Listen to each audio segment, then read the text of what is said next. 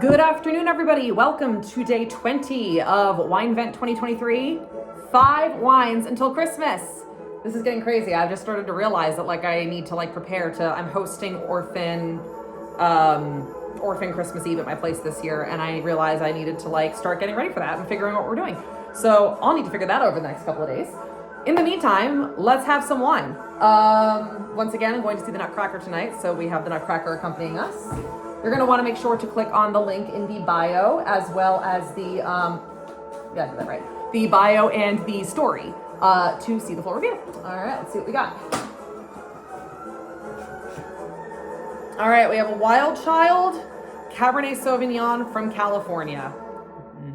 All right, come on. I mean, with only 4 wines left, I do have to say, even though this finally did start at least giving me something, I'm still overall, not loving the geographical representation in this, and I will be keeping that in mind for next year. All right, but we have a North Coast cab from California. My guess is that this is going to be pretty darn oaky. Let's find out.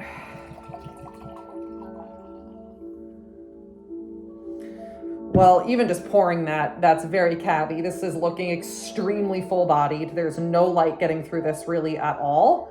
It's actually got a little bit more of a purple vibe to it, which is pretty indicative of Cabernet. And you can just tell it's kind of a fuller situation than what we've had with some other ones. Let's do a little swirl. I didn't use the right glass for this today. Oh well. I'll swirl again after I take a sip. See how the legs are doing. But yeah, I could even tell pouring it has a thicker consistency. So this is looking pretty California cabish. Let's sniff. Oh yeah, I was right. That is very oaky on the nose. So I don't mind oak, but California just they oak things like we're running out. Well, actually considering the planet and the way we're treating it, yeah, we are kind of running out of trees, but literally it's going out of style. They oak everything so heavily. Their Chardonnays, their Cabs, their Syrah, it's just really intense. And when I smell it and I'm just getting the smell of barrel and a little bit of vanilla there, and I'm not really getting any of the fruit, I feel like it's going to be really caramelly and really woody, and it just kind of gets in the way for me. It's not really my vibe. I am getting dark fruit, mainly plum. Let's sip.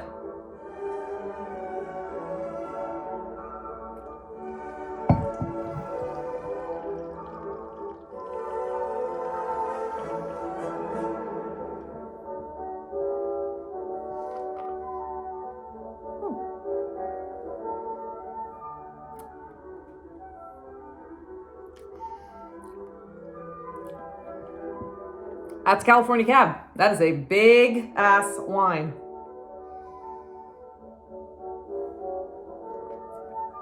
Super tannic. It dries my mouth out immediately when I swallow and kind of makes me pucker in the sides, like side palate here.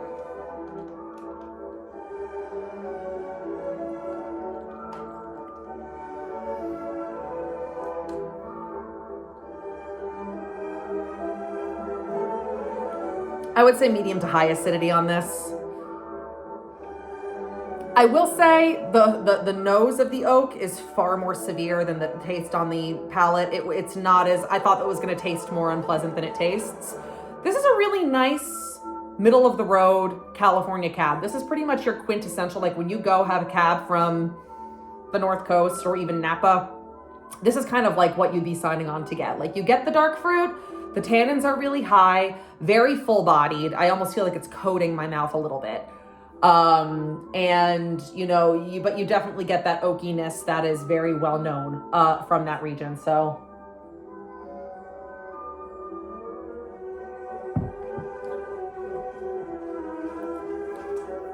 blackberry and plum are my main fruit characteristics here. Super dry. This is a steak wine, if I ever had one. This is full out a steak wine, 100%. Filet mignon, a strip steak. if you are like me, I would have this with mushroom bourguignon. I love to make a great mushroom bourguignon, and I would not only use this in the bourguignon recipe, but then I would have a glass of it with. It's good. It's a good standard California cab. Not super my thing.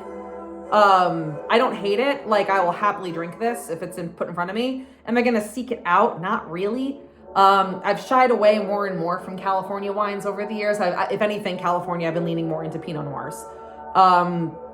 But overall, like, I would not turn my nose up at this. It's just not something that I would really go find.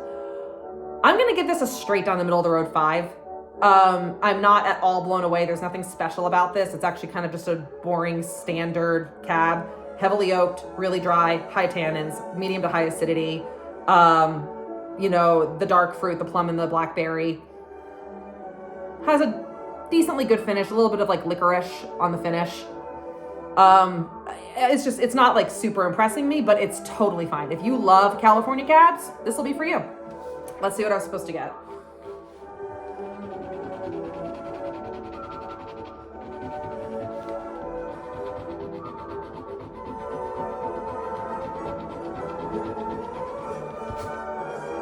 All right, they're saying chocolate, cherry, and spices.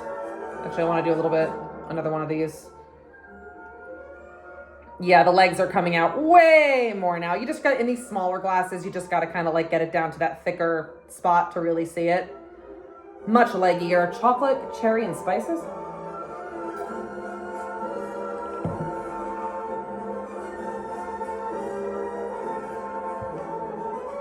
Yeah, I can see that. It's not the first thing that came out, but now that it's been pointed out to me, yeah.